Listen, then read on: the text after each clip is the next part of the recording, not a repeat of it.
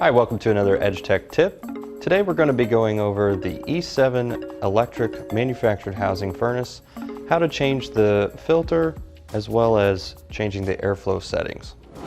After you disconnect your power, go ahead and remove the door. And on the back side of the door is where you find your furnace filter. It's held on by two wire guards. We'll go ahead and remove the wire guards. You can go ahead and take the filter out. After you get your new filter, go ahead and put it back in reverse order.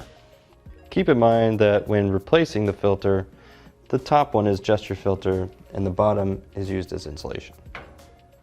When changing your dip switch settings, you'll have to get access to the board in the bottom. So to do that, we're going to remove this access panel.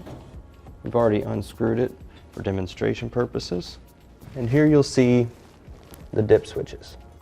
These dip switches are not preset from the factory. You will need to look at your blower performance data chart to set them properly. For more EdgeTek tips, please visit edgetekhvac.com.